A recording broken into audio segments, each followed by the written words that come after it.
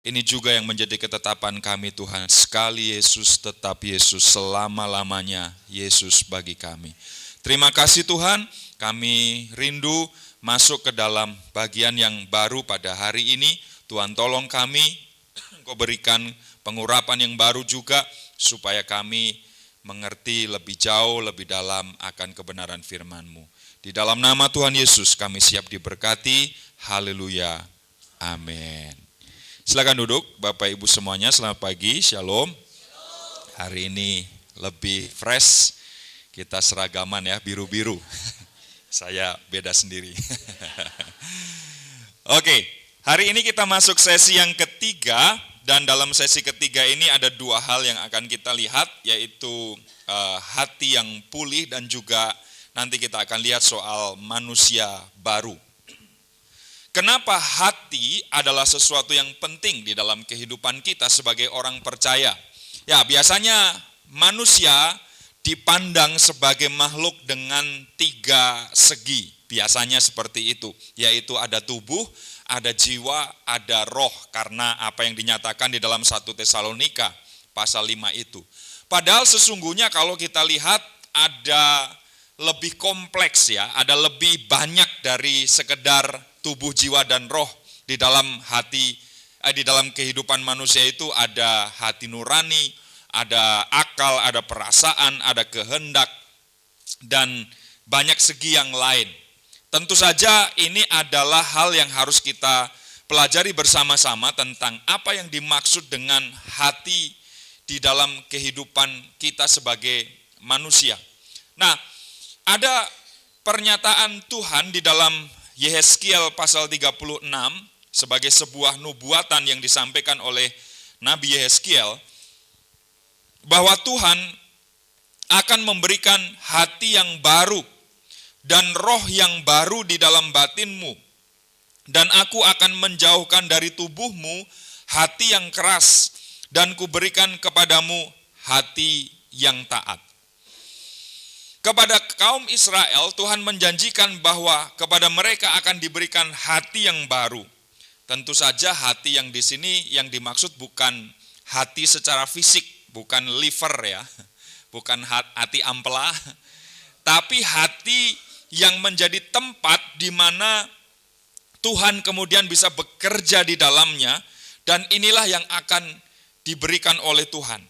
Hati yang lama kita lihat di situ adalah hati yang keras, hati yang sukar taat, hati yang tidak mau tunduk dan taat kepada Tuhan. Tapi Tuhan akan memberikan kepada kaum Israel hati yang baru.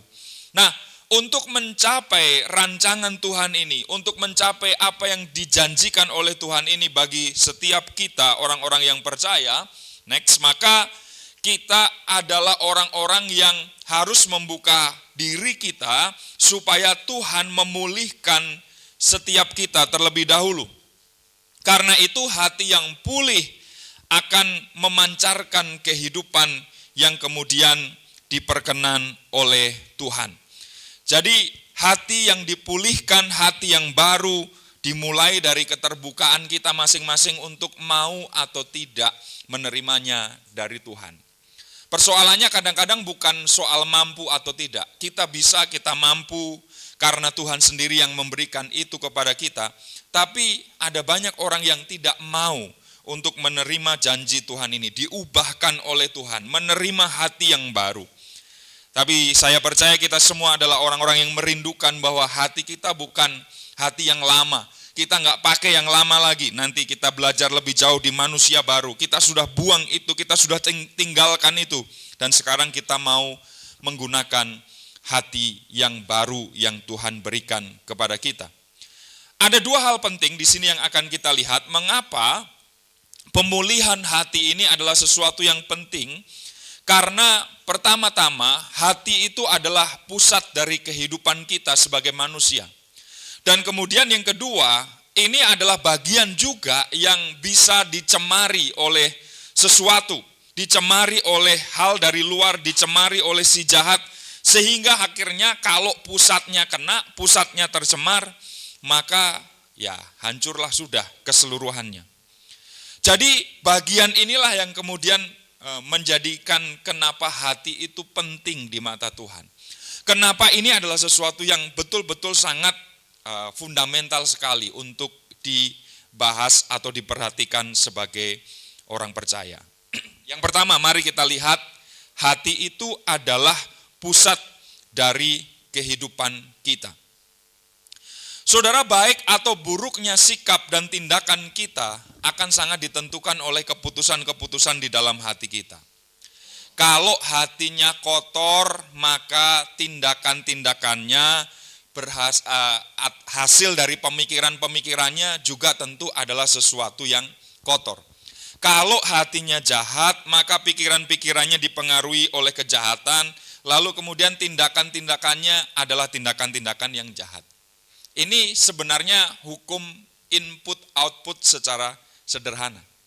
Kalau kita memproses sesuatu, memasukkan kertas, maka nanti juga keluarnya kertas. Memasukkan satu benda tertentu, keluarnya benda tertentu juga. Dalam kehidupan kita juga seperti itu. Apa yang kita masukkan, kita proses di dalam kehidupan kita, dan pusatnya, sentralnya adalah hati kita.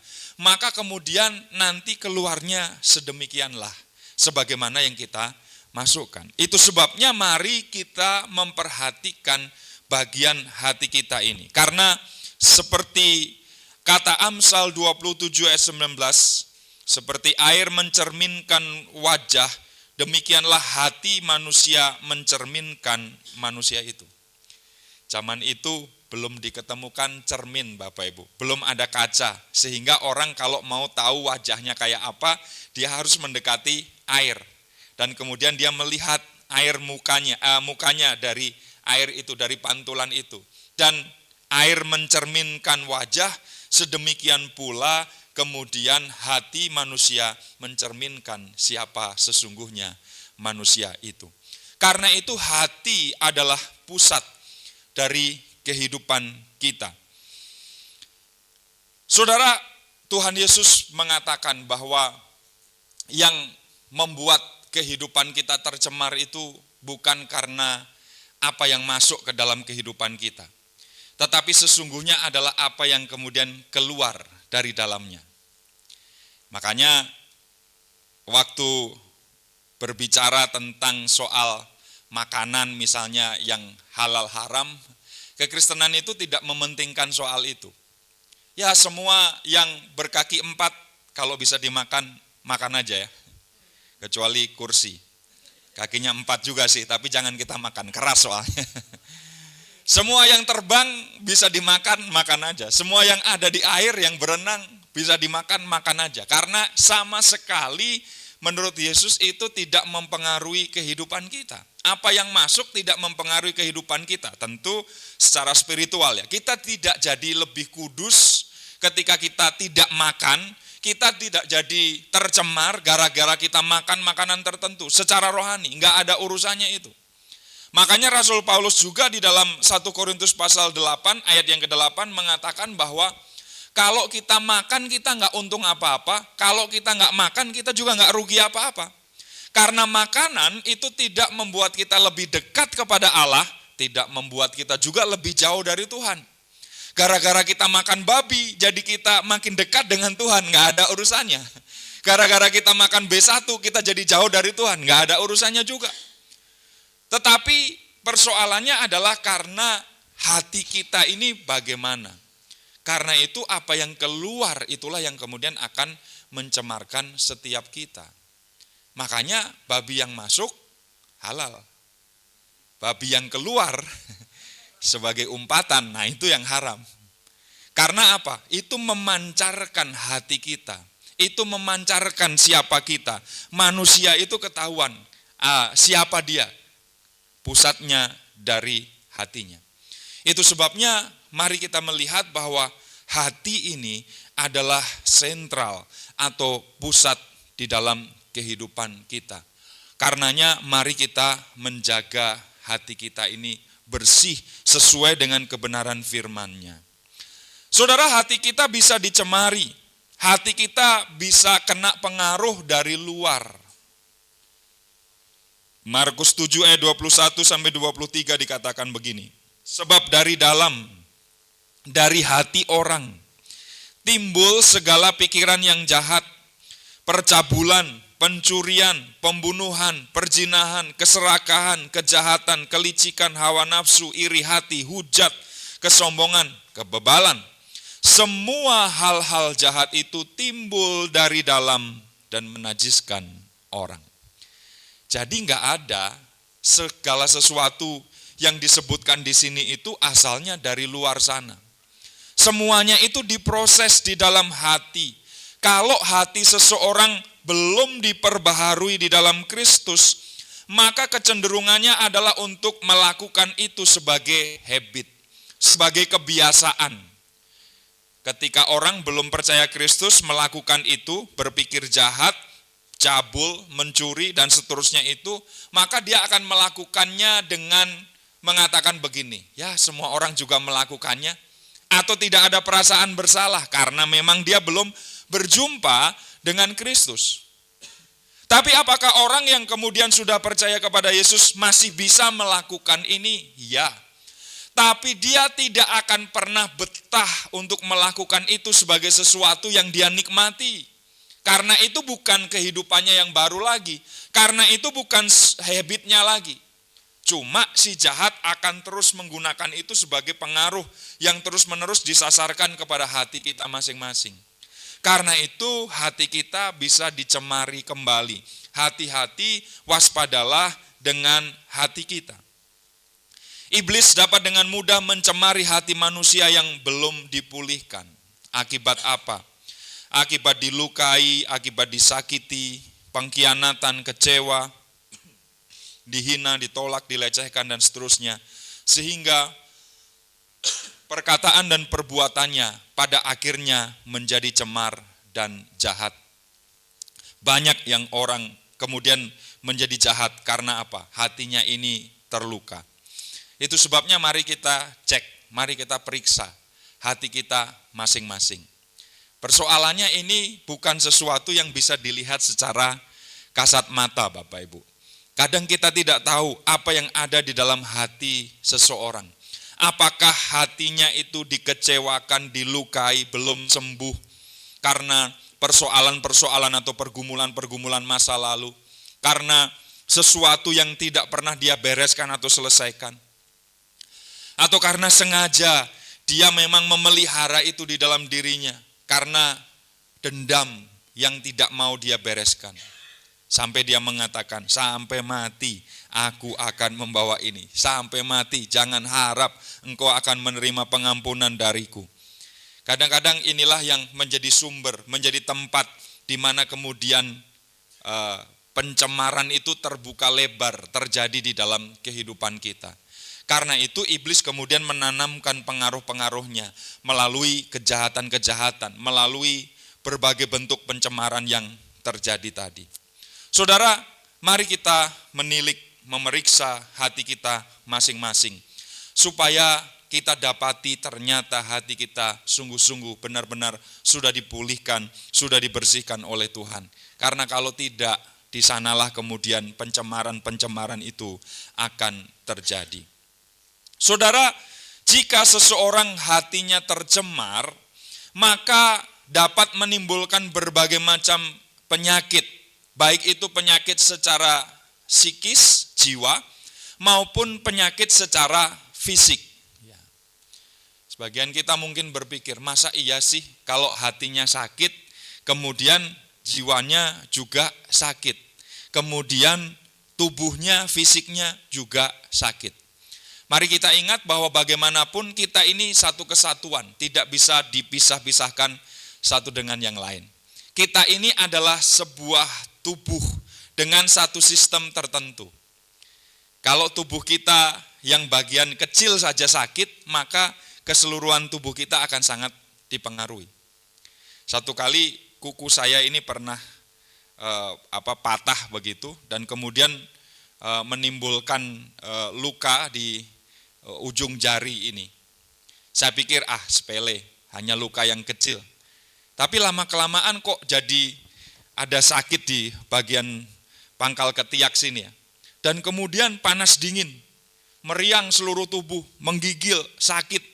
rupanya gara-gara persoalan yang kecil ini kemudian merembet ke seluruh tubuh. Siapa yang merasakan? Apakah bisa dilokalisir hanya di ujung jari atau ujung jari yang kelingking ini saja? Ternyata tidak, menyebar ke seluruh tubuh. Demamnya dirasakan semua.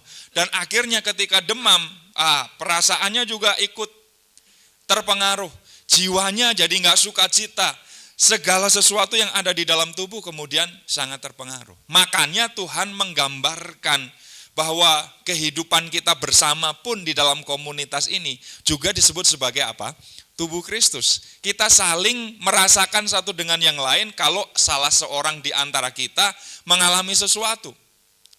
Jangan menganggap remeh hal yang kecil di dalam tubuh kita, karena semuanya itu pasti berfungsi. Kita mungkin berpikir, bulu hidung nggak ada gunanya kali ya. Kecil-kecil bikin repot aja, lalu kemudian kita cabutin semua aja. Nah, kita akan menjadi orang yang nggak punya saringan ketika bernafas, kita mudah pilek, mudah sakit, dan kalau udah sakit semua ini bermula dari apa? Sesuatu yang kelihatannya kecil atau sepele. Bulu alis kita habiskan. Lalu ketika kita olahraga, wah, keringat masuk semua ke mata. Rupanya segala sesuatu itu sudah diciptakan Tuhan dengan maksud, dengan tujuan, supaya satu kesatuan sistem ini saling menghargai satu dengan yang lain. Karena itu semuanya itu selalu ada fungsinya. Ini anekdot. Pernah ada satu konferensi yang dihadiri oleh anggota-anggota tubuh. Konferensi itu agendanya satu, Bapak Ibu, mau memboikot perut. Kenapa perut mau diboikot? Ya, karena selama ini dianggap segala sesuatu itu ujungnya ke perut. Mereka udah kasak-kusuk dan mereka sudah sampai di ruang persidangan. Dan kemudian tangan angkat bicara. Saya yang pertama kali mengusulkan ide soal memboikot perut ini. Kenapa? Karena saya yang mengambil makanan dan memasukkan ke dalam mulut. Tapi akhirnya yang menikmati bukan saya. Yang menikmati adalah perut. Kaki kemudian menimpali, iya betul, kamu nggak bisa ngambil kalau aku nggak melangkah. Tapi waktu aku melangkah, kamu ngambil, masukin ke mulut. Perut juga yang dapat keuntungannya. Aku nggak merasakan ternyata. Lalu mulut juga bicara, betul, kaki sudah melangkah, tangan sudah mengambil, memasukkan ke aku. Yang ngunyah siapa? Mulut bilang, aku yang ngunyah, 33 kali dikunyah. Ditelan, akhirnya perut juga yang menikmati. Jadi udah betul agenda kita ini. Mari kita boikot perut. Kaki jangan melangkah, tangan jangan ambil makanan, mulut nggak usah ngunyah. Biar tahu rasa ini si perut. Akhirnya mereka melakukan boikot itu dan lemaslah seluruh tubuh. Di tengah-tengah situasi itu perut kemudian bicara, teman-teman, kelihatannya memang segala sesuatu itu bermuara ke perut. Aku yang mendapatkan keuntungan, aku sepertinya nggak ngapa-ngapain, semua yang kalian lakukan itu semua aku nikmati. Tapi tahukah kalian, di dalam perut aku memproses itu semua. Aku pilah mana saripati makanan, mana ampasnya, aku pilah-pilah semuanya dan kemudian yang sudah menjadi energi itu disalurkan kembali ke seluruh bagian kita masing-masing. Sehingga kita masih bisa bergerak, kita masih bisa beraktivitas, kita masih bisa melakukan sesuatu. Siapa yang melakukan itu? Aku yang mengerjakannya. Memang kelihatannya aku mendapatkan yang terbaik, semuanya bermuara kepadaku. Tetapi tidak, aku kembalikan semuanya untuk keperluan kita semua. Mereka akhirnya sadar bahwa, oh rupanya satu dengan yang lain di antara kita ini saling melengkapi. Karena itu kalau hati kita tercemar, jangan pikir kita bisa melokalisir. Udahlah, nanti tubuh fisik saya aman-aman aja, jiwa saya aman-aman saja.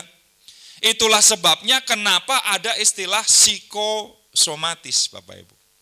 Kalau kejiwaan kita terganggu karena kita murung, sedih, stres, tertekan, depresi, akhirnya kita juga bisa sakit secara fisik. Akhirnya roh kita juga bisa padam, nggak menyala-nyala lagi. Kenapa? Karena jiwa kita yang sakit. Kalau tubuh kita sakit rupanya juga mempengaruhi segalanya. Makanya kita membangun kesehatan, menjaga kesehatan, merawat kesehatan kita. Supaya keseluruhan hidup kita ini tidak terpengaruh oleh satu bagian itu. Karena itu kalau hatinya tercemar, seseorang bisa mengalami sakit secara fisik, sakit secara jiwa. Ada seorang tante di gereja kami yang menyampaikan sebuah kesaksian bahwa dia mengalami sakit di tulang punggungnya. Kalau dia tidur atau dia duduk mau bangun itu merasakan sakit yang sangat. Dia sangat menderita karena pergumulan itu. Jadi susah sekali bangun dari duduk atau bangun dari tidur. Bertahun-tahun lamanya dia mengidap penyakit itu. Dia sudah periksa ke berbagai dokter di Bandung, di Jakarta, kadang di luar negeri sampai ke Pineng, ke Kucing, memeriksakan apa yang menjadi penderitaannya itu. Dikasih obat ini itu, diterapi ini itu, sudah lama sekali, enggak kemudian mengalami pemulihan. Tapi suatu kali dia datang di sebuah ibadah dan Pak Gembala kami berkhotbah soal hati yang dipulihkan, soal hati yang dibersihkan. Lalu ada sebuah tantangan, sebuah altar call untuk memberikan pengampunan. Kalau ada orang yang mungkin selama ini bersalah lalu simpan dendam dan enggak diampuni. Dan rupanya tante ini adalah seorang yang menyimpan dendam cukup lama dan yang disimpan di dalam hatinya sebagai dendam itu adalah menantunya. Jadi dia punya hubungan yang kurang baik dengan menantu dan mengutuki menantunya, menyumpahi menantunya, pokoknya dia nggak suka dengan menantunya. Dan rupanya itu dia simpan terus. Tapi hari itu dia dengar firman Tuhan, dia ambil keputusan, saya mau mengampuni menantu saya mau melepaskan pengampunan ini. Dan ketika dia melakukan itu, 2 minggu kemudian berangsur dia mengalami kesembuhan. Lalu dia bersaksi di komsel, dia bersaksi di gereja karena apa yang sudah dia lakukan itu. Oh, rupanya sakit punggung saya ini adalah sesuatu yang terjadi karena saya nggak mengampuni. Tadi saya udah beberapa waktu lamanya pergi kemanapun, ke dokter ahli, ke orang-orang yang bisa menolong katanya, tapi nggak ada sesuatu yang terjadi. Tapi ketika pengampunan dilepaskan, rupanya masalahnya terletak di dalam hatinya. Karena itu mari kita belajar bersama-sama. Hati ini adalah hal yang sangat berpengaruh di dalam diri kita. Di dalam Mazmur 31 ayat 10 dikatakan, kasihanilah aku ya Tuhan, sebab aku merasa sesak. Karena sakit hati mengidaplah mataku, meranalah jiwa dan tubuhku. Pemazmur sendiri mengatakan bahwa karena sakit hati, mata bisa bermasalah, jiwa bisa bermasalah, tubuh bisa terpengaruh. Karena itu mari kita selesaikan persoalan hati kita ini. Sebaliknya, jika hati seseorang dipulihkan, maka hal-hal itu juga akan berpengaruh terhadap kehidupan kita secara keseluruhan. Kalau hati kita pulih, tubuh kita sehat, jiwa kita disegarkan. Makanya ada pernyataan firman Tuhan dalam Amsal 17 ayat 22. Hati yang gembira adalah obat yang manjur. Tetapi semangat yang patah mengeringkan tulang. Hati yang gembira menjadi obat yang manjur. Tetapi semangat yang patah akan mengeringkan tulang. Jadi jangan berpikir, nggak ada hubungannya lah. Aku nggak mengampuni juga nggak apa-apa. Nggak ada kaitannya dengan jiwa, nggak ada kaitannya dengan tubuh. Saudara, kita lihat Alkitab menyatakan kebenaran firman Tuhan mengajarkan kepada kita. Semuanya itu berpusat pada hati kita yang akan menjalar, merembet kemanapun. Kalau hati kita pulih, kalau hati kita dibersihkan, kalau ada pengampunan yang kita lakukan, maka kita pun akan disembuhkan secara keseluruhan. Bagian yang terakhir, bagaimana agar hati kita dipulihkan, Bapak Ibu. Mungkin ada di antara kita yang masih simpan sesuatu itu dan tidak ada orang lain yang tahu. Pertama-tama mari kita jujur. Mari kita terbuka di hadapan Allah. Mari kita akui bahwa kita terluka. Lalu kita memohon pengampunan kepada Tuhan agar Dia menyembuhkan, agar Dia memulihkan hati kita yang terluka itu. Jujur di hadapan Tuhan. Mungkin kita masih malu, ada perasaan gak enak kalau kita jujur di hadapan manusia. Tapi mari kita awali langkah kita dengan jujur di hadapan Tuhan. Karena kita pun sebenarnya tidak bisa menutup-nutupi apa yang terjadi itu di hadapan Tuhan. Tuhan tahu, karena itu bukalah, sampaikan kepada Tuhan. Katakan apapun yang kita miliki sebagai sebuah keresahan, masalah, pergumulan di dalam diri kita. Jujur di hadapan Tuhan, akui, Tuhan saya terluka, saya gak suka dengan orang itu. Tuhan, bagaimana caranya supaya saya bisa dipulihkan? Tuhan, saya sulit sekali mengampuni orang itu. Saya sukar sekali untuk melepaskan maaf kepada orang itu. Bagaimana caranya? Biar kita bawa kepada Tuhan dan kemudian Dialah yang akan menolong kita, memulihkan kita, membersihkan kita, menyembuhkan setiap kita. Yang kedua, mari kita ambil langkah sesudah kita jujur di hadapan Tuhan, kita harus mengampuni. Mengampuni orang-orang yang selama ini mengecewakan dan melukai hati kita. Saudara, pengampunan itu sebenarnya adalah hadiah terindah yang kita berikan bukan kepada orang lain. Tetapi sesungguhnya adalah hadiah yang kita berikan untuk diri kita sendiri. Karena waktu kita tidak mengampuni, kita simpan bom waktu. Kita simpan penyakit, kita simpan masalah itu di dalam diri kita. Dan diri kita yang dirugikan. Waktu kita melepaskan pengampunan, semuanya itu diruntuhkan. Siapa yang paling diuntungkan kemudian? Orang yang kita ampuni? Bukan. Kita sendiri yang mendapatkan hadiah ketika pengampunan itu dilakukan. Apakah pengampunan adalah sesuatu yang mudah? Tidak juga. Kita harus jujur juga mengakui bahwa ini adalah sesuatu yang sulit untuk kita lakukan. Tapi kalau itu adalah perintah Tuhan, saya percaya Tuhan bukan hanya memberikan perintah, arahan, petunjuk, tapi Dia juga adalah pribadi yang mampu membuat kita melakukan itu, memampukan kita melepaskan pengampunan. Saya teringat ada kisah seorang suami istri yang memiliki putri tunggal. Putri tunggalnya ini dipacari oleh orang yang non-Kristen dari seberang. Kemudian terlibat cinta segitiga, singkatnya ada pengaruh dari pacar selingkuhan pacarnya ini untuk menghabisi anak ini. Lalu terjadilah sebuah peristiwa yang menggegerkan waktu itu karena perempuan ini dijemput oleh pasangan kekasih yang ini, dan kemudian rupanya di dalam mobil disiksa, akhirnya dibunuh. Lalu singkatnya mayatnya itu dibuang ke jalan tol. Bapak Ibu mungkin mengikuti hal itu beberapa waktu yang lalu.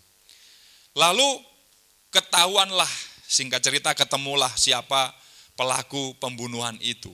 Dan rupanya pasangan kekasih inilah yang tertangkap dan diproses. Saudara bisa membayangkan perasaan orang tua dengan putri sematawayang yang akhirnya dibunuh. Wah, generasi penerusnya nggak ada lagi, keluarga nggak ada yang melanjutkan. Dan tentu saja harapan, cita-cita, semua hal yang dinyatakan di depan itu udah pupus semua.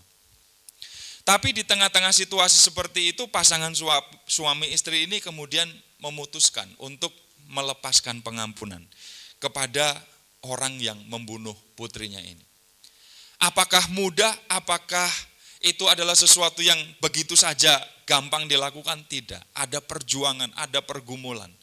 Tapi pasangan suami istri ini kemudian dikuatkan oleh karena kami ini sudah terlebih dahulu diampuni oleh Tuhan. Kami ini sudah terlebih dahulu dibebaskan oleh Tuhan. Kami ini sudah terlebih dahulu mendapatkan anugerah dari Tuhan. Karenanya kami pun kemudian mengambil keputusan untuk mengampuni. Ketika mengunjunginya ke dalam penjara, kemudian orang tua ini melepaskan pengampunan kepada pembunuh putrinya ini. Saudara, apakah gampang dilakukan? Enggak, sulit. Tapi apakah bisa dilakukan? Ya, mereka bisa melakukan itu. Karena apa? Mereka terlebih dahulu dipenuhi dengan kasih Allah, pengampunan yang mengalir di dalam diri mereka. Kita dimampukan karena kita bergantung kepada Tuhan. Saudara, apakah kita masih menyimpan sesuatu? Ada orang-orang yang belum kita ampuni di dalam kehidupan kita, mengecewakan, melukai hati kita.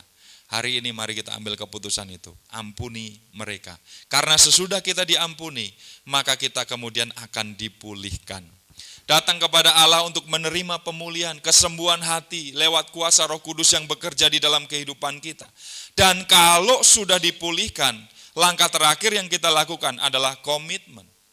Komitmen untuk apa? Menurut Ibrani 12 ayat 15, berkomitmen untuk menjaga hati kita supaya tetap bersih. Karena kalau hati kita nggak dijaga, menurut Ibrani 12 itu akan timbul apa? Akar pahit. Kalau timbul akar pahit, apa yang terjadi? Kerusuhan. Karena itu, mari kita belajar bersama-sama pagi hari ini untuk membersihkan hati kita masing-masing. Bukan dengan kekuatan kita, bukan dengan kemampuan kita, tetapi oleh karena kemampuan Tuhanlah yang akan memberikan kuasa kepada setiap kita. Amin, saudara? Amin. Itu yang bisa saya sharingkan berkaitan dengan hati yang dipulihkan. Mungkin ada diskusi atau ada yang mau bersaksi juga boleh barangkali kalau ada yang mengalami berkat Tuhan di dalam bagian ini. Silakan.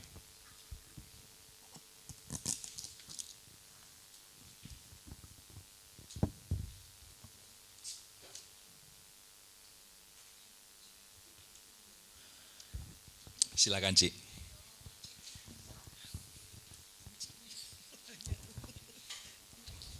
Ya, makasih Pak Pendeta.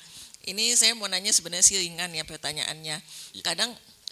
Kadang kan kita tuh kalau kita udah benci sama orang gitu kan kita suruh mengampuni gitu ya. Cuman kan kita bingung, ini sebenarnya kalau kayak gini kita udah mengampuni apa belum sih gitu. Jadi kalau kita udah benci sama orang tuh, ya udah saya juga nggak mau deket lagi sama tuh orang. Kenapa? Karena itu orang kan nyebelin ya kan. Kalau saya deket lagi ntar saya sebel lagi sama dia gitu kan. Daripada ya udah deh saya mau dulu lupain, tapi saya nggak mau deket lagi sama dia gitu. Nah itu kadang saya bingung tuh kalau begitu saya udah mengampuni apa belum ya gitu. Jadi kadang kita agak bingung aja sih gitu. Nah, jadi gimana yang harus kita lakukan gitu? Ya.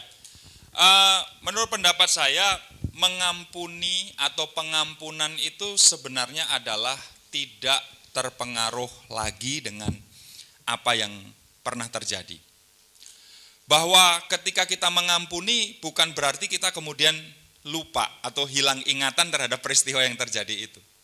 Taruh kata ada orang yang utang sama kita pada masa yang lalu, kemudian nggak mau bayar, pergi, akhirnya ketemu sama kita, lalu urusannya nggak bisa dia bereskan, ya sudah kita kemudian bilang, aku mengampuni engkau.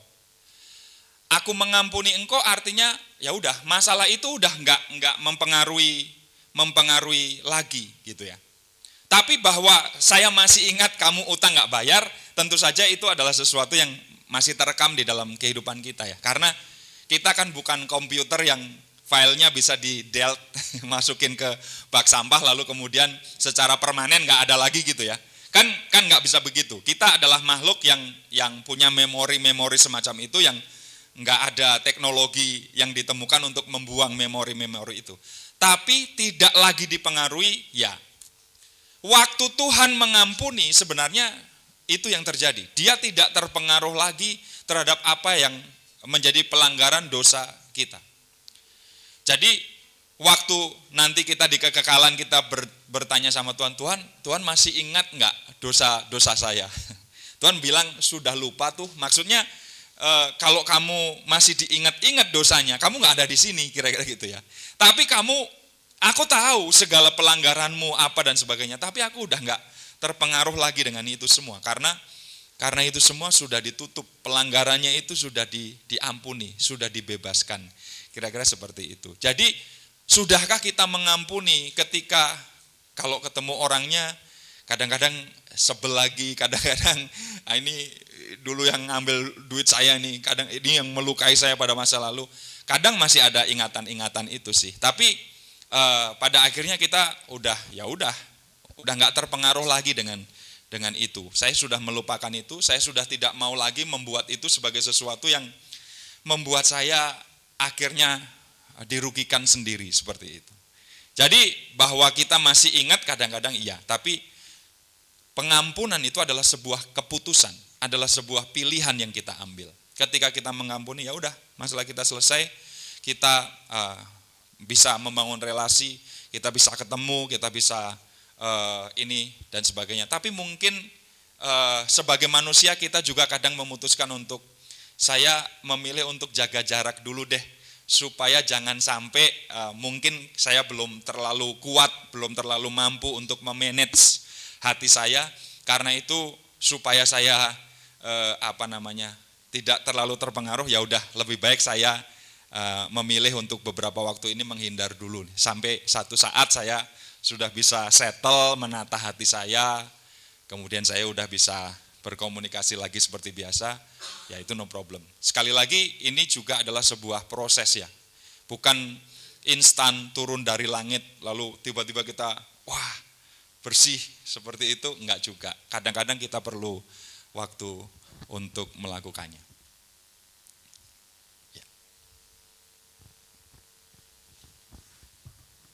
Silakan Pak.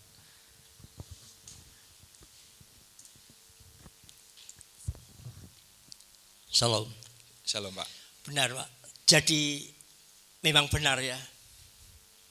Sesuatu yang menekan dalam kehidupan saya itu luar biasa ya. Sangat. Jadi sudah tidak dianggap manusia bertahun-tahun ya. Tetapi itu semua sudah saya lupakan Pak. Dan justru sebaliknya, justru saya mendoakan mereka semua. Sehingga saya sampai sekarang ini oleh karena Yesus masih ada kekuatan, ada semangat. Ini karena Yesus Kristus. Semua yang saya derita. Sehingga saya juga sekarang tidak punya apa-apa. Tapi saya bersuka cita karena punya Yesus. Dia ada kekuatan baru, semangat baru, dibolehkan sempurna. Amin, terima kasih. Ya, terima kasih Pak. Ya kadang-kadang dalam tanda petik balas dendam terbaik itu adalah dengan memberikan pengampunan.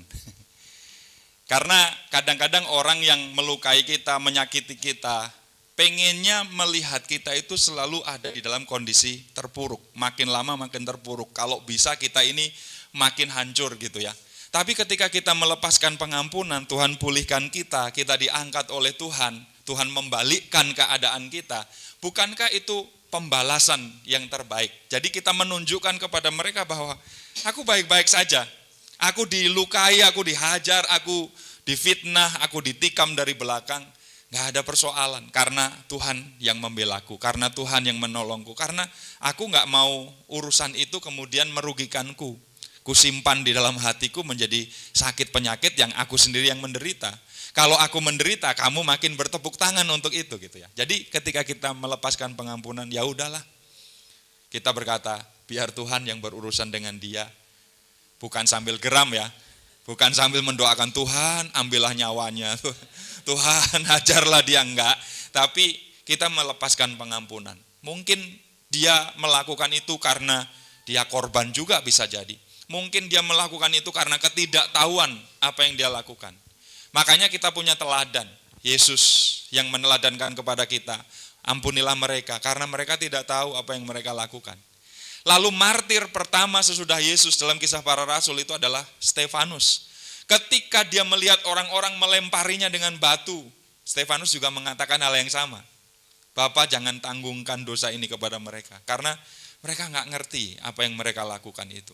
Jadi kadang-kadang orang melakukan sesuatu yang buruk, yang jahat kepada kita, karena orang itu juga mungkin korban dari yang lain juga, bukan kesalahannya dia 100%. Itu sebabnya mari kita belajar untuk melepaskan pengampunan ini. Karena pengampunan adalah hadiah terindah yang kita berikan bukan untuk orang lain, tapi untuk diri kita sendiri. Waktu kita nggak mau mengampuni, itu sama kayak kita minum racun Bapak Ibu. Pelan-pelan. Dan kalau kita yang minum racun, jangan harap orang lain yang mati, ya kan? Yang mati kita sendiri. Makanya jangan konsumsi racun di dalam diri kita. Buang racun-racun itu, buang segala sesuatu yang tidak berkenan itu. Sehingga akhirnya kita menjadi orang yang bersih.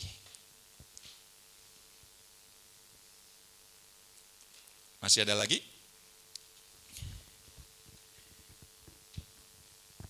Oke. Lanjut ya Bapak Ibu ya, kita akan melihat bagian berikutnya tentang manusia baru. Sesi ketiga, bagian kedua berbicara soal hati yang sudah pulih ini, kemudian kita lanjutkan dengan menjadi manusia baru.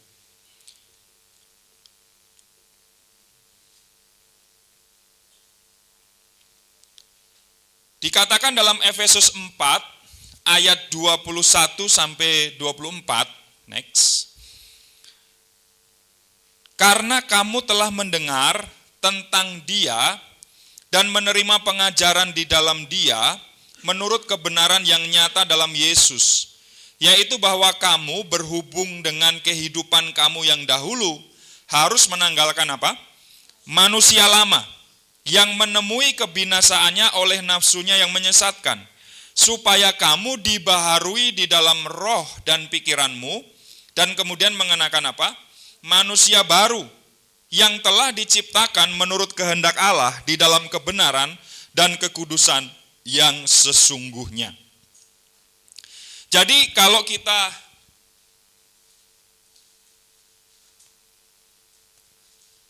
lihat di dalam bagian ini, supaya kita bisa mengalami rancangan Allah yang baru, kita tanggalkan yang lama, lalu kita mengenakan yang baru, maka harus ada pertukaran ini yang terjadi.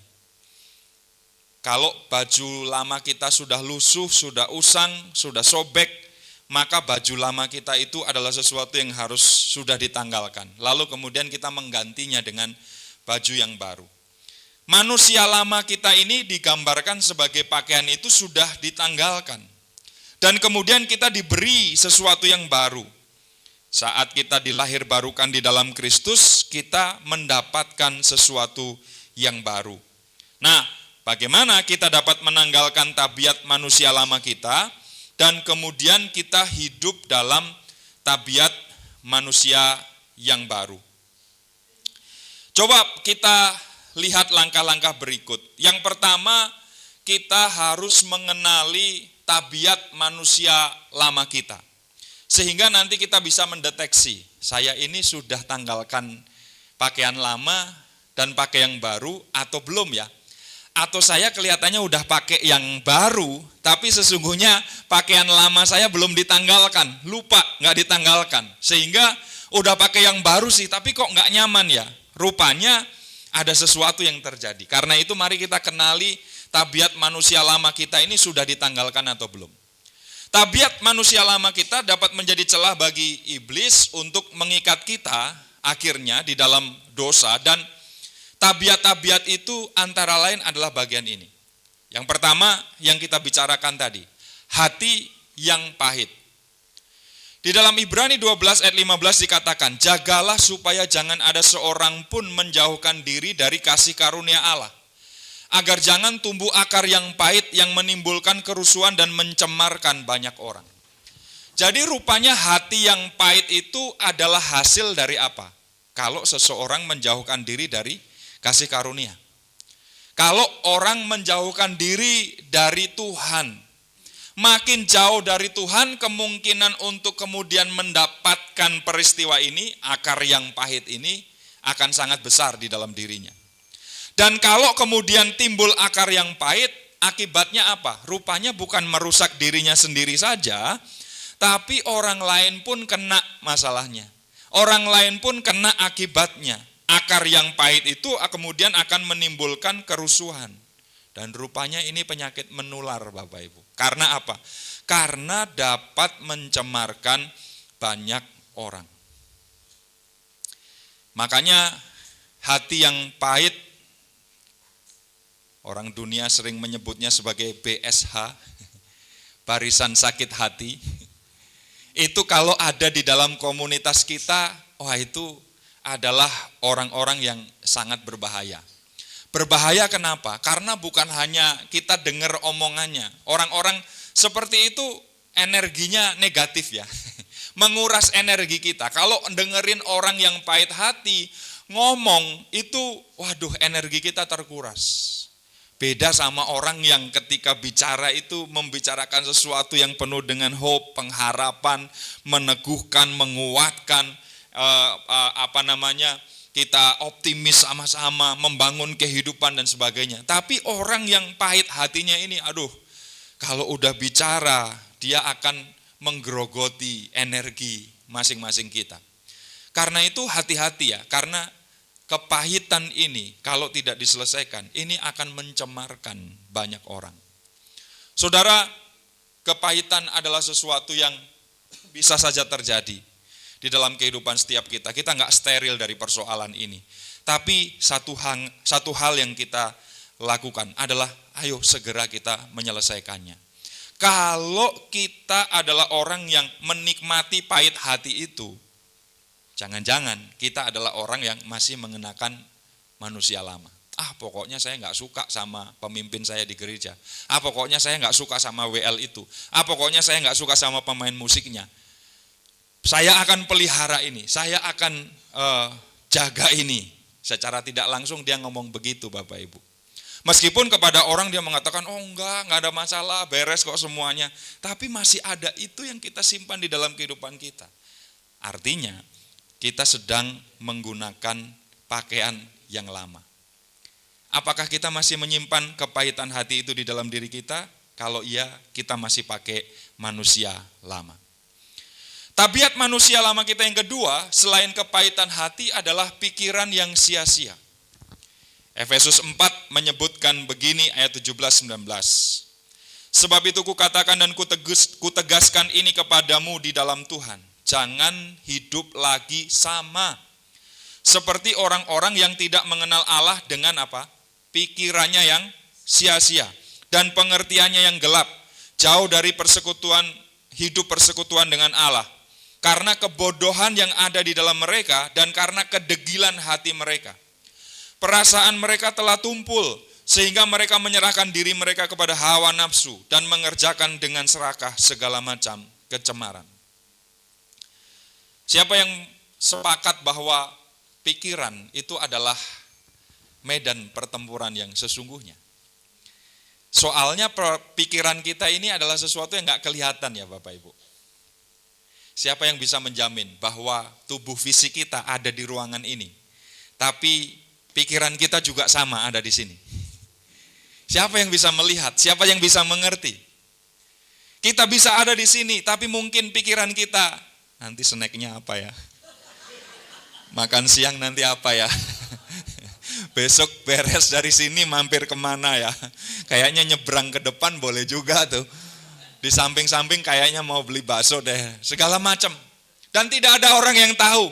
Dan ketika kita sudah mulai pikiran itu, biasanya terus menerus kita proses di dalam kehidupan kita. Kelihatannya fisik kita ya kita ngangguk-ngangguk.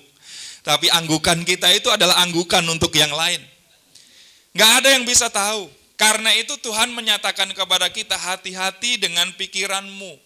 Karena pikiran yang sia-sia, pikiran yang mengembara kemana-mana, pikiran yang nggak ditaklukkan, pikiran yang nggak ditundukkan, adalah sesuatu yang akan membawa kita pada pikiran yang sia-sia. Dan kemudian akan berpengaruh kepada hati kita. Hati kita jadi degil, hati kita jadi tumpul, kemudian kita secara serakah mengerjakan segala macam kecemaran. Mari kita menundukkan pikiran kita. Makanya Alkitab berkata, berpikirlah dengan cara Kristus berpikir. Taruhlah pikiran dan perasaan Kristus di dalam diri kita. Pikiran kita ini unlimited Bapak Ibu. Nggak terbatas, kita bisa mikirin apapun. Saya itu pernah mikirin gimana ya caranya menjegal Tuhan dari posisinya. Pikiran tuh liar banget. Bahkan kita bisa berpikir, Tuhan itu nggak ada, hilangkan itu dari idemu, hilangkan itu. Itu semuanya berasal dari pikiran. Dan ketika kita membiarkan itu kemana-mana, membiarkan itu bebas, akhirnya kemudian kita menjadi orang yang dikatakan Efesus ini, jahat mengerjakan segala macam kecemaran. Karena itu kita harus menaruh plafon kepada pikiran kita. Plafon dari pikiran kita adalah pikiran Kristus.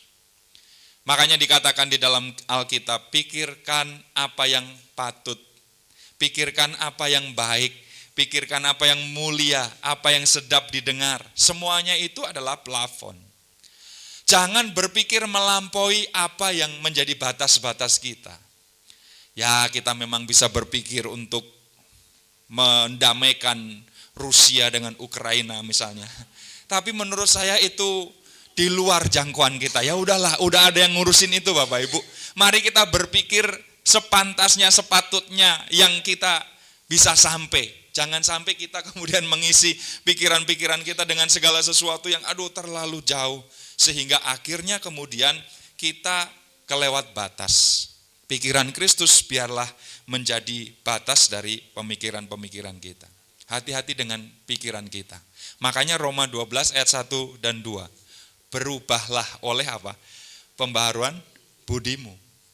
Akal budi itu, pemikiran itu diberikan oleh Tuhan, tapi terus-menerus harus diperbaharui. Kata yang dipakai di situ adalah apa? Metamorfoo. Gambaran yang dipakai adalah ulat jadi kepompong, kemudian jadi kupu-kupu. Orang nggak suka ulat, orang juga mungkin jijik dengan kepompong. Tapi orang suka dengan kupu-kupu. Makanya ada lagunya ya. Kupu-kupu yang lucu. Nggak ada ulat-ulat yang lucu. Kepompong ada lagunya sih. Persahabatan. Tapi itu bukan lagu kita ya. Bapak Ibu, mari kita perbaharui pikiran terus-menerus. Berubah, metamorfoo. Jangan jadi ulat terus. Jangan jadi kepompong terus. Tapi kemudian berubah menjadi kupu-kupu. Ada metamorfosis yang terjadi di situ, atau perubahan yang terjadi di sana. Karena itu, yang ketiga, ciri lain, indikator lain, kita ini masih pakai baju yang lama, manusia lama, adalah apa? Perbuatan daging. Kalau kita masih betah dengan perbuatan daging sebagai sesuatu yang mewarnai keseharian kita, ini adalah sebuah pertanda bahwa jangan-jangan kita masih pakai baju yang lama. Perbuatan daging itu apa? Percabulan, kecemaran, hawa nafsu, penyembahan berhala, sihir, perseteruan, perselisihan, iri hati, amarah, kepentingan diri sendiri, percideraan, roh pemecah, kedengkian, kemabukan, pesta pora, dan sebagainya. Tentu bukan semuanya itu dilakukan semua baru kemudian perbuatan daging. Tapi kalau ada satu di antara bagian itu yang masih menjadi bagian yang kita perjuangkan terus di dalam kehidupan kita, berarti kita masih terlibat di dalamnya. Terhadap semuanya itu kata firman Tuhan, kuperingatkan kamu, seperti yang kamu telah buat dahulu, bahwa barang siapa melakukan hal-hal yang demikian, ia tidak akan mendapat bagian dalam kerajaan Allah. Firman Tuhan yang menyatakannya, bahwa ketika kita masih pakai pakaian yang lama ini, kita masih menikmati perbuatan daging ini, kita masih terus-menerus ada di dalamnya, ini adalah ancaman serius bagi setiap kita, karena kita tidak mendapat bagian dalam kerajaan Allah. Bahwa sesekali kita kepleset, ada waktunya ketika kita berjuang kita gagal, ya mungkin itu terjadi. Tapi kita tidak berlama-lama di situ, kita akan keluar dari kubangannya. Saudara, habitus kita, kebiasaan kita sudah berubah. Kalau kita sudah ada di dalam Kristus, maka kemudian kita tidak akan menikmati lagi apa yang lama itu. Kita tidak akan tergantung lagi kepada apa yang lama itu. Kalau yang lama itu sudah kita tanggalkan, ya udah, kita udah nggak terpengaruh lagi. Tapi sesekali mungkin kita bisa kepleset, kita bisa jatuh di situ. Tapi waktu kita jatuh, kita nggak menikmati. Kita segera sadar dan kemudian kita berbalik kembali, kita bertobat lagi kepada Tuhan. Makanya kadang ada gambaran soal babi kembali kepada kubangannya itu ya. Udah dimandikan, udah dikasih pita, udah dikasih berbagai perhiasan yang cantik, mau ikut lomba babi cantik. Tapi ketika dia lihat kubangan, dia balik lagi ke situ dan dia menikmati kubangannya. Karena kenapa? Habitatnya ada di situ. Saya percaya kita semua adalah orang-orang yang sudah diambil dari habitat yang lama, hampir keperucut. Kita ini pada mulanya adalah babi-babi, saya tadi bilang. Enggak, saudara. Kita semua adalah orang-orang yang ada di habitat yang lama, diambil oleh Tuhan, dan sekarang kita ada di dalam tempat yang baru, di dalam anugerah dan kasih karunia-Nya. Karena itu ketika kita kepleset ke kubangan itu, kita akan merasa, aduh saya jatuh. Karena itu berusaha sekuat mungkin, saya keluar dari situ. Karena ini bukan tempat saya, ini tempat saya yang lama. Kalau di kehidupan lama kita begitu menikmati dosa, keinginan daging, sebagaimana yang dinyatakan di situ. Sekarang kita sudah melepaskan semuanya itu, karena itu adalah yang lama. Sesungguhnya yang lama sudah berlalu, yang baru sudah datang. Sekarang kita sudah menerima kemerdekaan di dalam Kristus. Habitat-habitat lama kita itu sudah kita tinggalkan, sekarang kita dimerdekakan, kita dibebaskan di dalam Kristus. Kita dapat menanggalkan tabiat manusia lama itu karena Kristus telah memerdekakan kita melalui pengorbanannya di atas kayu salib itu. Karena itu sesudah kita dimerdekakan, jangan lagi mau dijajah. Sesudah kita dibebaskan, jangan lagi mau dibelenggu di tempat yang lama itu. Caranya bagaimana? Yang pertama, mari kita berdiri teguh dalam iman kepada Kristus. Galatia 5 ayat 1 berkata, supaya kita sungguh-sungguh merdeka, Kristus telah memerdekakan kita. Karena itu berdirilah teguh dan jangan mau lagi dikenakan kuk perhambaan. Bodohlah kita yang sudah dibebaskan, dimerdekakan, dilepaskan dari belenggu, tapi kemudian menyerahkan diri lagi untuk dibelenggu, menyerahkan diri lagi untuk dibuat tidak berdaya. Saya percaya kita semua harus berdiri teguh dalam iman kepada Kristus. Jangan sampai kuk perhambaan itu kita pakai lagi, karena itu sudah dibebaskan. Sekarang kita memakai kuk yang dipasang oleh Kristus. Apa itu kuk? Kuk itu adalah kayu yang dipasangkan pada punduk atau leher dua sapi ya, supaya mereka bisa berjalan beriringan. Kuk itu yang menyatukan dua sapi untuk dipakai untuk membajak. Kalau kuk itu dipakai oleh Kristus sebagai gambaran, pikulah kuk yang kupasang, sebab semuanya itu adalah kuk yang ringan. Itu ingin menggambarkan bahwa kita ini sudah dipasangkan dengan Kristus. Kita ini sudah diidentifikasi dengan Kristus. Makanya kita mengikuti kemana Kristus berjalan. Bagaimana caranya? Kita ikut dengan kuk itu. Kita ikut dengan caranya itu. Karena itu jangan melepaskan diri kita dari kuk itu dan pakai kuk yang lama. Kita sudah dibebaskan dari kuk perhambaan. Kita sudah dipakaikan yang baru, yaitu kuk yang dipasang oleh Kristus. Dan Kristus berkata, kuk yang kupasang itu adalah kuk yang lemah lembut dan kemudian bebanku pun ringan, kata Kristus. Kenapa? Karena kita enggak berontak, karena kita nurut, karena kita mau berjalan sesuai dengan apa yang dinyatakan oleh Kristus. Yang kedua, kita harus menolak tabiat manusia lama kita. Sesudah berdiri teguh di dalam Kristus, kita harus menolak tabiat manusia lama itu. Ayat 13 Galatia 5, saudara-saudara, memang kamu telah dipanggil untuk merdeka, tetapi janganlah kamu mempergunakan kemerdekaan itu sebagai kesempatan untuk kehidupan dalam dosa, melainkan layanilah seorang akan yang lain oleh kasih.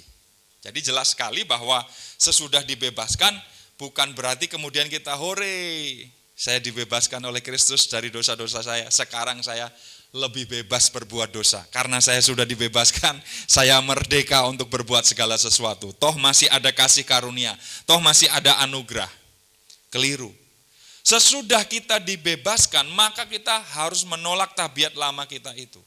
Dan cara untuk menolak tabiat lama itu adalah dengan membiasakan diri melalui tabiat yang baru. Tabiat yang barunya apa? Dikatakan di dalam ayat ini, layanilah seorang akan yang lain oleh kasih. Selama kita tidak melakukan yang baru, yang lama masih akan melambai-lambaikan godaannya kepada kita. Kita pikir bahwa pertobatan itu adalah berhenti Bapak Ibu. Tidak. Pertobatan itu berbalik. Metanoia itu bukan hanya, kalau itu arah yang salah ya. Lalu saya berjalan, metanoia itu bukan hanya berhenti. Tetapi metanoia itu tahu bahwa itu arah yang salah, lalu kemudian dia berbalik kepada arah yang benar dan berjalan kepada arah yang benar itu. Nah, banyak orang Kristen merasa bahwa dia sudah bertobat, padahal yang dia lakukan sebenarnya adalah menyesal. Baru sampai pada tahap menyesal. Ada yang datang kepada saya mengatakan, Kak, saya udah bertobat, ikut KKR, saya udah nangis-nangis Kak, tapi kenapa saya dosa lagi, bahkan lebih buruk keadaannya. Udah keluar semua air tuh, waktu saya bertobat, air mata keluar, air dari hidung keluar. Tapi kenapa saya masih hidup dalam situasi yang buruk? Ya lu masih menyesal, baru sampai pada tahap menyesal. Orang yang nyolong, ketangkep, dipukulin, nyesel dia, nangis-nangis. Nyesel karena ketangkep gitu. Tapi nanti kalau dia nggak bertobat dikeluarin, ya dia nyolong lagi. Dan itulah yang banyak terjadi di dalam kehidupan orang Kristen. Merasa bahwa karena sudah nangis-nangis, karena sudah ikut altar call, lalu kemudian wah udah beres semuanya. Enggak, pertobatan itu bukan hanya berhenti, bukan hanya menyesal, bukan hanya tahu bahwa itu salah. Tapi kemudian berbalik dan mengikuti jalan yang benar. Berjalan ke arah yang benar. Arah yang benarnya apa? Layanilah seorang akan yang lain. Makanya kalau ada petobat baru, dia masuk di dalam anggota komunitas kita sebagai orang-orang percaya, yang lama dia hidup dalam situasi yang buruk, kita tahu dia adalah seorang mungkin penjudi, dia adalah seorang pemabuk misalnya. Ya kita kemudian arahkan energimu yang dulu untuk mabuk, untuk berjudi, untuk berbuat segala sesuatu yang jahat itu sekarang dibelokkan, diarahkan kepada yang benar. Yaitu untuk melakukan apa yang baik. Ayo belajar melayani, ayo terlibat di dalam pelayanan. Jangan hanya duduk diam menjadi penikmat, tapi melakukan sesuatu. Tolak tabiat manusia lama itu bukan hanya dengan berkata, dalam nama Yesus saya nggak melakukan lagi. Yang bisa ditengking dalam nama Yesus itu hanya orang yang kerasukan setan. Kalau tabiat itu mau ditumpang tangan, mau ditumpang kaki oleh pendeta dalam negeri, luar kota, luar angkasa, nggak bisa Bapak Ibu. Karena itu tabiat yang harus dibentuk, dan dibentuknya dengan cara apa? Dilatih. Melatihnya bagaimana? Lakukan sesuatu. Kerjakan pelayanan, layani seorang akan yang lain. Karena itu kalau kita menjadi orang yang, saya mau jadi jemaat terus ajalah, menikmati, hati-hati. Kita sangat rentan untuk balik menjadi manusia lama. Tapi kalau kita berkata kepada Tuhan, terima kasih untuk kesempatan melayani. Apapun yang bisa saya kerjakan, saya akan lakukan. Saya mau tekuni, karena di mata Tuhan tidak ada pelayanan besar, tidak ada pelayanan kecil. Semua sama di hadapan Tuhan. Kalau kita lakukan itu dengan sungguh-sungguh, kita sedang menolak tabiat manusia lama kita dan hidup sebagai manusia yang baru. Berikutnya, hidup dipimpin oleh Roh Kudus, sehingga menghasilkan buah-buah roh di dalam kehidupan kita. Dulu kita dipimpin oleh hawa nafsu, dulu dipimpin oleh ego, dulu dipimpin oleh keakuan. Kata orang Sunda itu, kumaha urang, kumaha aing. Pokoknya aku mau apa, terserah aku mau lakukan itu. Semuanya itu dilakukan berdasarkan yang aku mau. Tetapi sekarang sebagai hamba Kristus yang sudah dimerdekakan di dalam Dia, kita hidup menurut Sang Tuhan. Kita hidup menurut apa yang Tuhan mau. Karena itu berikan diri kita dipimpin oleh Roh Kudus. Saudara, ada orang Kristen yang menikmati dengan rebah-rebah. Cari sensasi kemana-mana, kalau ini maju ke depan didoakan rebah. Yang penting itu kata Pak Rubin bukan rebah. Yang penting itu rubah atau enggak. Mau rebah berapa kali kalau hidupnya enggak berubah, enggak ada gunanya. Mari berubah. Dan bagaimana cara berubah? Kalau membuka hati kita untuk dipimpin oleh Roh Kudus. Makanya dikatakan di situ dalam Galatia 5 ayat 16, maksudku ialah hiduplah oleh roh, maka kamu tidak akan menuruti keinginan daging. Kan ada pertanyaan tuh, burung hitam dengan burung putih itu kuat mana? Banyak orang berkata, oh yang hitam pasti lebih kuat. Kan kayak orang Afrika ya, hitam-hitam, kuat-kuat. Persoalannya bukan soal warnanya, tapi mana yang dikasih makan itu yang pasti lebih kuat. Mana yang dikasih makan lebih banyak, itu yang lebih kuat. Kalau kita gambarkan keinginan daging kita sebagai burung hitam, lalu keinginan roh adalah burung putih, mana yang lebih kuat? Tergantung mana yang kita kasih makan. Kalau kita kasih makan lebih banyak yang putih, lebih kuat yang putihnya. Karena itu mari kita mengikuti firman Tuhan ini. Jangan menuruti keinginan daging. Karena nanti kita akan diseret oleh keinginan kita pada manusia lama. Tapi mari kita menuruti keinginan roh.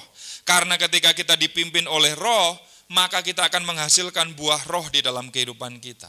Apa itu? Kasih, sukacita, damai sejahtera, kesabaran, kemurahan, kebaikan, kesetiaan, kelemah lembutan, dan penguasaan diri. Tidak ada hukum yang menentang hal itu.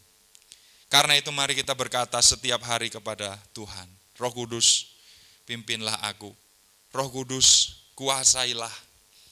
Dipenuhi Roh Kudus itu artinya menyerahkan hidup kita untuk dipimpin, diarahkan, mengikuti jalan-jalannya.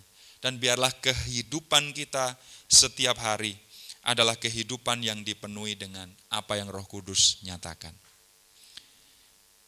Bagian yang terakhir kita akan membaca Efesus pasal 4 ayat 23 sampai 32. Mari kita simak bersama-sama.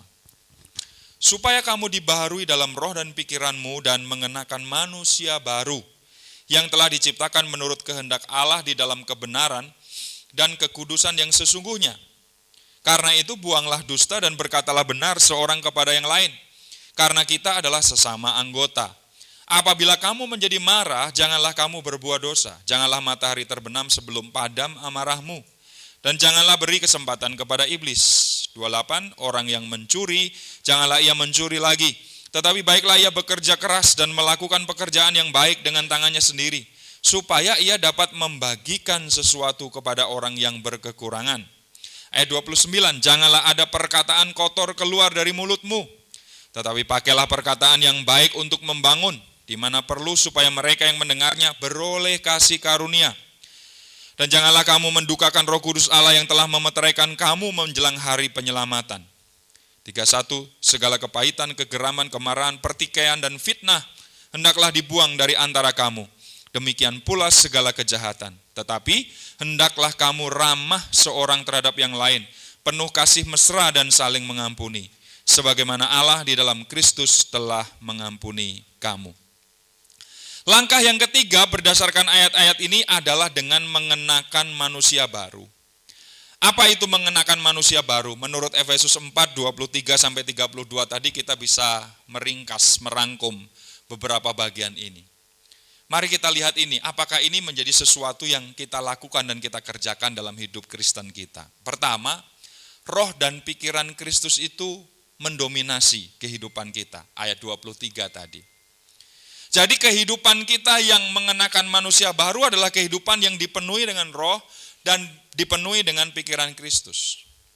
Lalu kita hidup dalam kebenaran dan kekudusan, ayat 24. Apakah hal-hal yang benar menjadi prioritas utama di dalam kehidupan kita? Apakah kekudusan menjadi bagian yang terus kita rindukan terjadi di dalam hidup kita? Ayat 25 mengatakan bahwa indikasi seseorang berada di dalam manusia baru adalah kata-katanya benar. Dia ngomongnya benar, bukan sembarang bicara. Tapi dia tahu persis bahwa pembicaraan adalah sesuatu yang sangat penting. Makanya Tuhan mengajarkan kepada kita setiap kata yang sia-sia itu nanti akan dipertanggungjawabkan di hadapan Tuhan. Karena itu mari kita gunakan kata-kata kita dengan benar. Kata-kata kita bisa melemahkan, kata-kata kita bisa melukai.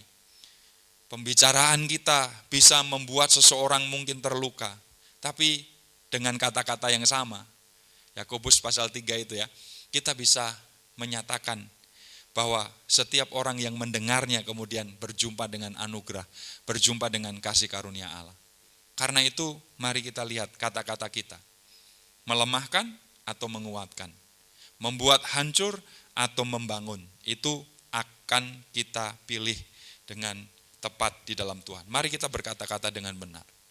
Ayat 26, orang yang hidup sebagai manusia baru, dia bisa mengendalikan amarahnya. Dulu dia seorang pemarah, waktu marah tak terkendali. Tapi sekarang di dalam Kristus ketika dia mengenakan manusia baru, dia bisa kendalikan itu. Oh, sudah nggak bisa marah lagi? Enggak. Tapi bisa marah dengan tujuan yang benar. Bisa marah dengan cara yang benar. Ya, orang kalau marah dengan cara yang benar itu gimana? Mari kita lihat teladan Yesus. Yesus pernah marah nggak? Marah. Dia marah dengan ada judulnya Bapak Ibu. Judulnya adalah dia marah karena apa? Rumah Bapak sudah diubah menjadi sarang penyamun. Rumah tempat di mana ibadah relasi dengan Allah dipakai untuk sesuatu yang jahat, sesuatu yang keliru. Untuk keuntungan pribadi, untuk jual beli. Untuk hal-hal kong kali kong jahat. Makanya kemudian Yesus marah, menjungkir balikkan semuanya itu, melepaskan kambing domba itu. Yesus marah, tapi ada judulnya. Dia nggak marah tanpa alasan. Nggak tiba-tiba dia ngelemparin meja dan sebagainya, enggak. Tapi dia tahu bahwa ada sesuatu yang harus dibenerin di situ. Dia kendalikan amarahnya. Ciri berikutnya dari mengenakan manusia baru adalah kerja keras, bekerja dengan baik, akhirnya kemudian menjadi pemberi. Tadi dikatakan, dulu yang nyuri, jangan nyuri lagi.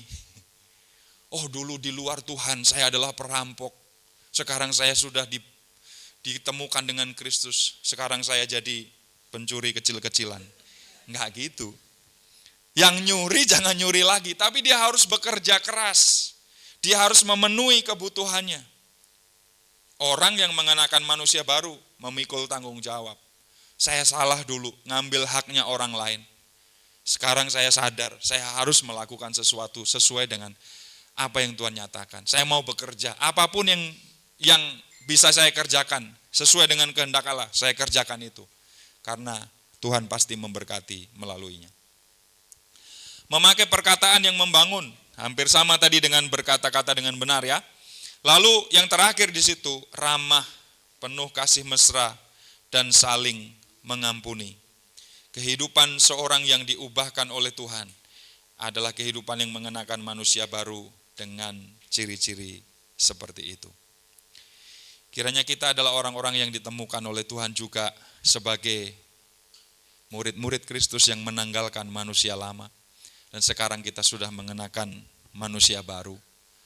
Mungkin pakaian baru kita itu masih terus-menerus harus diusahakan, upayakan, disempurnakan. Tetapi setidaknya kita sudah menanggalkan yang lama. Kadang-kadang ada kotoran, kita cuci lagi. Kadang-kadang ada yang tidak pas, kita setrika. Kadang-kadang kusut, kita perbaiki. Semuanya itu adalah sesuatu yang kita kerjakan. Mengenakan manusia baru di dalam Kristus. Apa tabiat kita, apa karakter kita yang lama, yang mungkin masih menjadi perjuangan dari setiap kita. Mari bersama-sama kita menanggalkannya, meminta kepada Tuhan, supaya Tuhan menolong kita untuk keluar dari pergumulan-pergumulan itu. Tuhan memberkati. Silakan kalau ada pertanyaan atau diskusi berkaitan dengan hal ini.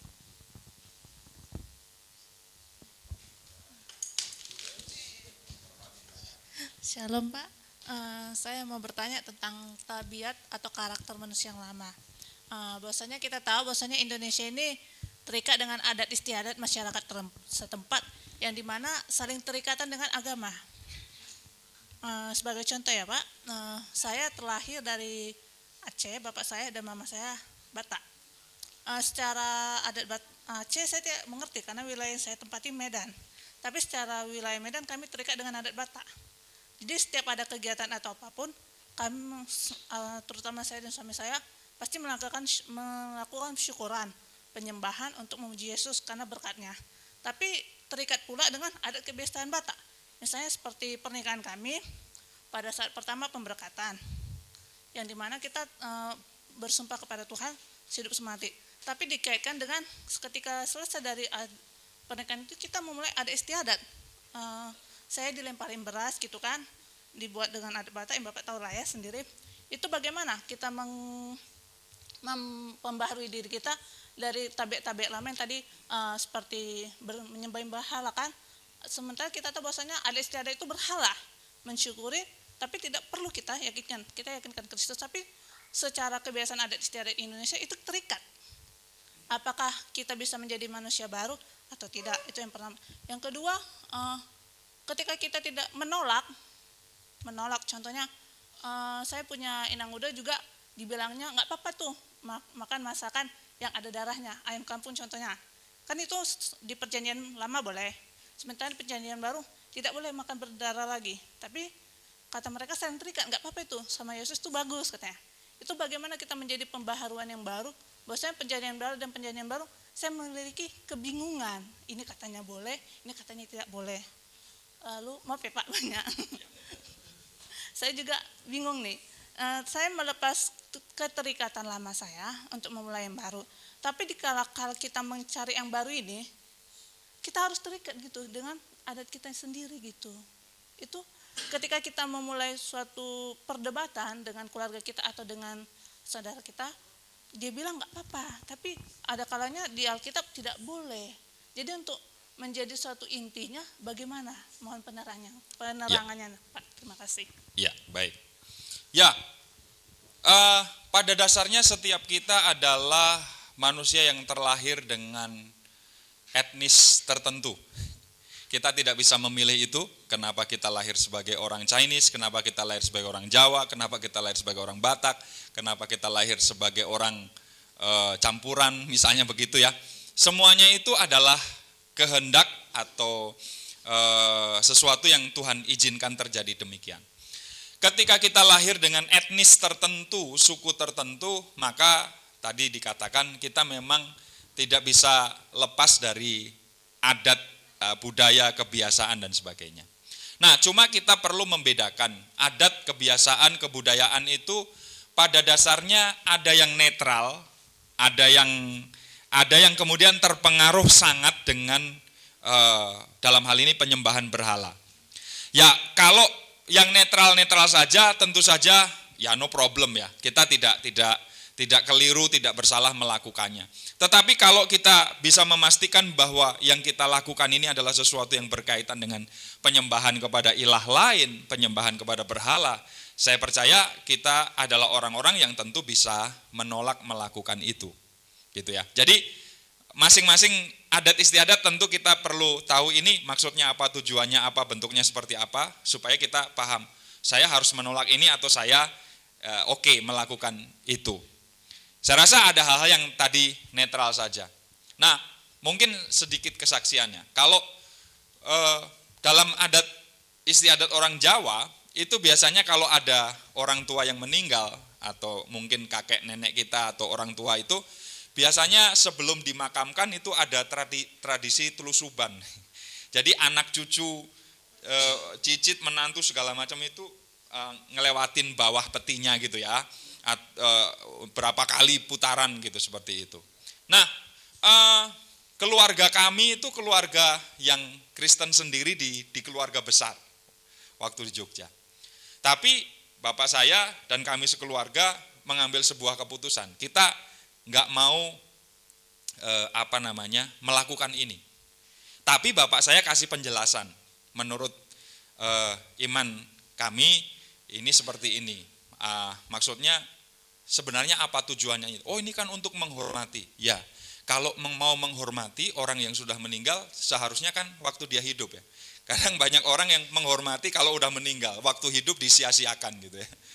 Enggak dihormati sama sekali. Sekarang waktu udah mati sok-sokan mau dihormati. Kadang-kadang kan pikirannya kadang terbalik-balik gitu ya. Nah, kita justru kasih penjelasan seperti itu. Dan keluarga besar enggak masalah sih. Kemudian mengatakan ya udah nggak apa-apa, kalau memang kamu nggak mau melakukan itu, kalian nggak mau melakukan itu. Kami jadi nggak dimusuhi, nggak juga. Tetap kekeluargaan berjalan dengan baik. Tapi dikomunikasikan ya, tentu dikasih penjelasan dan sebagainya. Ya bahwa kadang-kadang kemudian, wah nggak tahu adat istiadat, melanggar ini dan sebagainya, nggak apa-apa. Kita mungkin ada di satu titik ketika seperti Petrus mengatakan ya, kalau suruh milih, kami harus melanggar perintah Allah atau melanggar perintah manusia, ya perintah manusia lah yang kami harus langgar. Kami nggak berani melanggar perintah Allah gitu kan. Artinya ada saat di mana kita menyatakan posisi kita, menyatakan keyakinan kita, tapi ada saat di mana ketika itu semua adalah sesuatu yang ya netral-netral saja, ya udah nggak apa-apa dilakukan aja. Misalnya seperti itu. Jadi ada perbedaan-perbedaan yang kita bisa lihat. Nah, bagaimana dengan makanan itu tadi? Boleh nggak makan darah? Kalau kita lihat di sepanjang Alkitab sebenarnya sejak awal darah itu tidak pernah didesain oleh Tuhan sebagai makanan kan. Makanan itu kan pada awalnya adalah biji-bijian nih.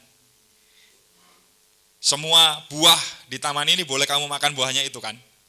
Lalu terjadi peristiwa air bah.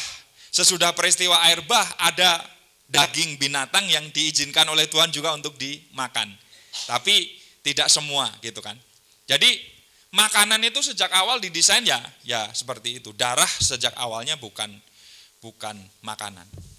Tapi justru ketika kita melihat di dalam perjanjian baru, seperti yang saya kutip tadi dalam 1 Korintus pasal 8, sebenarnya makanan itu tidak ada kaitannya dengan kehidupan rohani kita sih.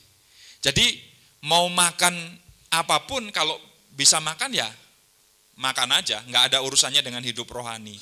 Tapi kadang-kadang ada orang yang syak, ada orang yang tersandung dan sebagainya. Nah itu yang perlu menjadi perhatian kita. Makanya Paulus berkata apa? Kalau karena makan daging, aku telah membuat orang lain atau saudaraku jatuh tersandung, aku lebih baik untuk selama-lamanya tidak makan daging. Jadi dosanya itu bukan karena makan jenis tertentu, tapi karena dia menjadi batu sandungan untuk orang lain. Mungkin bisa ditampilkan 1 Korintus 10 ayat 23. 1 Korintus 10 ayat 23. Ini bicara soal makanan ya. Bicara soal makanan. Jadi 1 Korintus 8, 1 Korintus 9, 1 Korintus 10, konteksnya itu Rasul Paulus sedang berbicara soal makanan. Firman Tuhan berkata begini, segala sesuatu diperbolehkan. Sekali lagi konteksnya makanan Bapak Ibu. Segala sesuatunya jangan dibawa kemana-mana. Karena kalau dibawa ke segala sesuatu nanti bisa repot. Berarti saya nipu boleh dong segala sesuatu diperbolehkan. Enggak bukan itu. Ini maksudnya makanan. Benar, tetapi bukan segala sesuatu berguna. Segala sesuatu diperbolehkan, benar, tetapi bukan segala sesuatu membangun. Makanya dalam soal makan-memakan, mangsa-memangsa, ayat 24 ini berlaku, jangan seorang pun mencari keuntungannya sendiri, tetapi hendaklah tiap-tiap orang mencari keuntungan orang lain. Ini konteksnya dekat sekali, ayat 25, kamu boleh makan segala sesuatu, tapi persoalannya orang lain tersandung atau enggak. Gitu. Jadi di kota Korintus waktu itu tuh ada kuil Dewi Aprodit, kuil penyembahan berhala gitu. Salah satu ritualnya itu adalah mempersembahkan binatang yang mati dicekik untuk diambil darahnya gitu Bapak Ibu. Nah binatangnya kan sayang nih kalau nggak diapa-apain, makanya dibawa ke pasar untuk dijual gitu. Jadi karena dijual orang jadi susah ngebedain ini yang sengaja disembelih untuk dikonsumsi atau ini sisa dari kuil begitu. Nah ada orang-orang Kristen baru yang jangan-jangan saya makan yang dari ini nih, kuil nih. Nah sebenarnya secara prinsip nggak ada masalah mau yang dari kuil, mau yang ini. Kan semuanya itu diciptakan oleh Tuhan. Tapi persoalannya sekarang adalah mari kita lihat kepentingan orang lain tersandung atau tidak.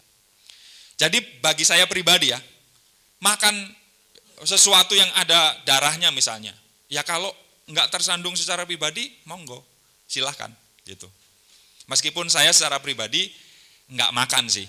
Tapi kalau ya saya secara pribadi meyakini bahwa memang bukan untuk dimakan sih. Kan apa ya? Faktor yang saya pertimbangkan adalah tadi kan, tidak segala sesuatu membangun, tidak segala sesuatu berguna. Saya bisa makan itu, tapi berguna buat kesehatan saya atau enggak? Kalau orang sakit, yang dicek itu apanya? Darahnya kan, diambil darahnya nanti kemudian itu, dan saya berpikir wah jangan deh gitu. Tapi apakah bisa sungguh-sungguh kita ini makan daging yang nggak ada darahnya? Emang daging yang kita masak itu kita peres supaya darahnya nggak ada gitu. Waktu kita beli KFC, nyebut merek. Tapi udah kelanjur, nggak apa-apa, nggak direkam. Waktu kita buka pahanya, di ujungnya kadang-kadang masih ada merah-merahnya dikit juga kan. Dan itu darah juga kan. Tapi apakah kemudian kita berkata, dalam nama Yesus, nggak saya makan. Kita makan juga lah. Kita cocol di saus, wah enak itu. Puasa-puasa gini ngomongin makanan. Jadi, no problem. Saudara-saudara kita di Tomohon punya pasar itu ya, yang menjual segala macam daging ekstrim itu ya. Nah, kan ada orang yang bisa makan itu, tapi ada orang juga yang aduh, kok dimakan ya yang kayak gitu. Ya, perbedaan di situ saja. Tapi persoalannya sebenarnya tidak mempengaruhi kehidupan kita secara rohani. Jadi, waktu kita mau makan atau tidak makan, pertimbangannya adalah ada orang lain, saudara saya yang tersandung atau enggak. Kalau ada orang lain yang tersandung, maka saya harus memastikan saya enggak makan. Tapi kalau aman-aman aja, ya udah. Makanya nanti di ayat yang ke-31, jangan aku menjawab, jika engkau makan atau jika engkau minum atau jika engkau melakukan segala sesuatu yang lain, lakukanlah semuanya itu untuk apa?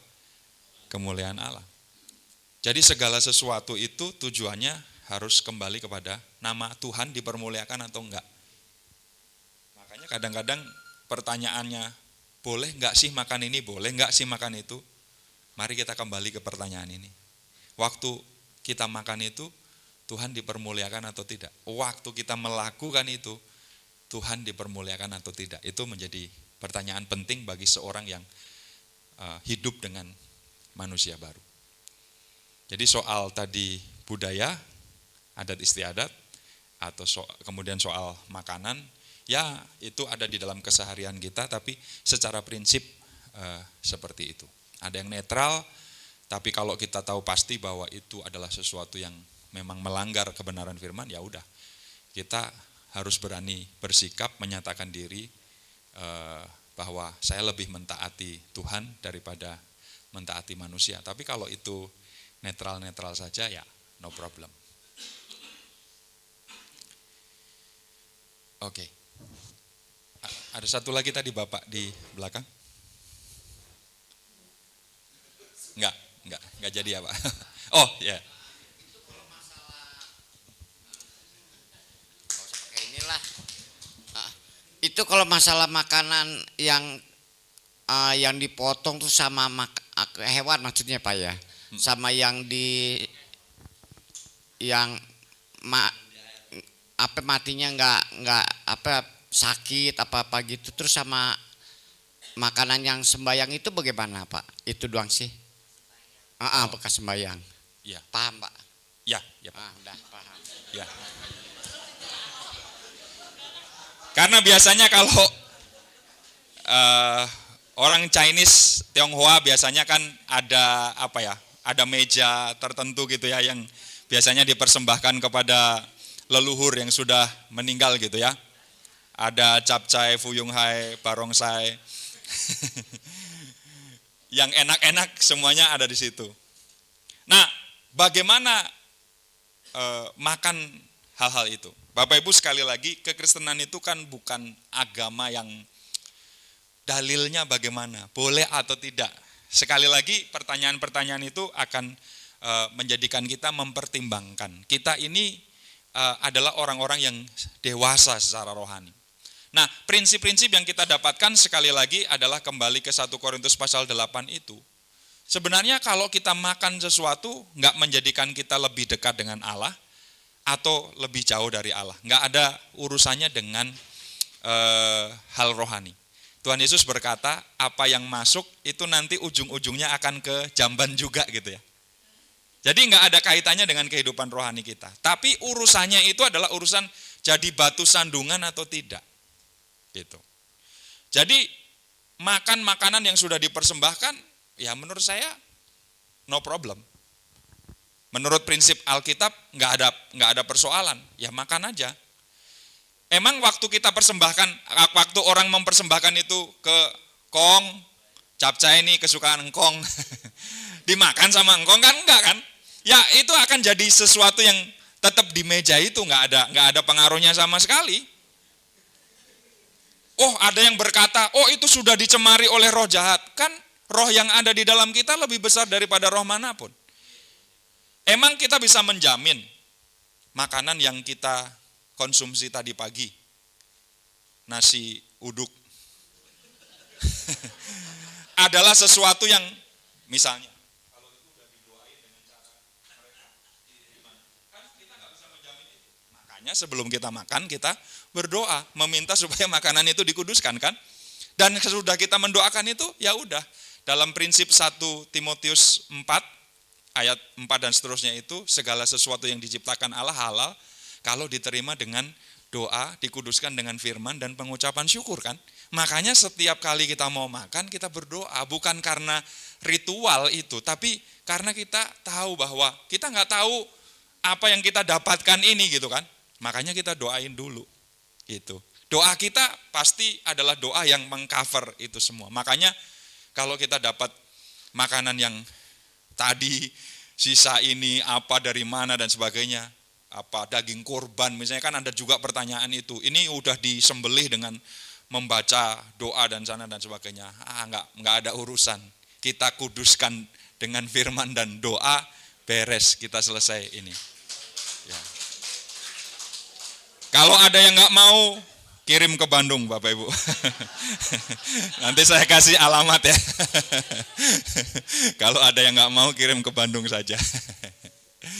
Tapi supaya jangan sampai kita menimbulkan syak atau batu sandungan bagi orang lain.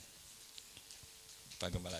Ya Pak, ini saya nemu ayat yang Kejadian 9 ayat 4 Pak. Mungkin bisa dibaca sama-sama. Ya. Kejadian 9 ayat 4.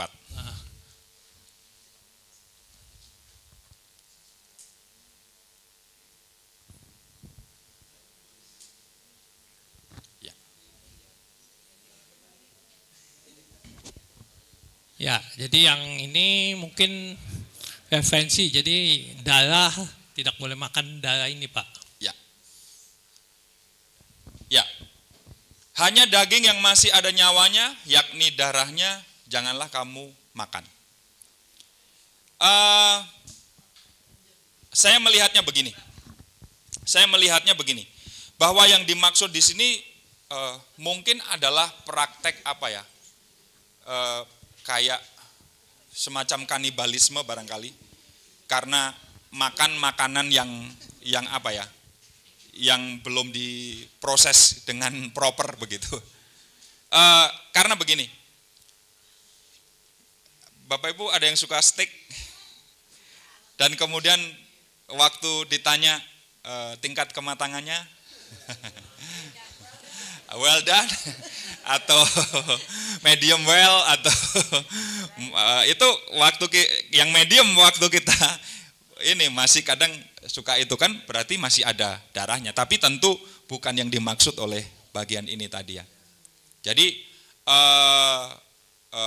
Tuhan menyatakan hukum itu kepada umat Israel supaya kayak menjadi pembeda dengan praktek hidup bangsa-bangsa lain atau orang-orang lain yang biasanya ya itu tadi ada di dalam kebiasaan-kebiasaan yang kayak semacam membabi buta lah dalam persoalan mengkonsumsi daging seperti itu.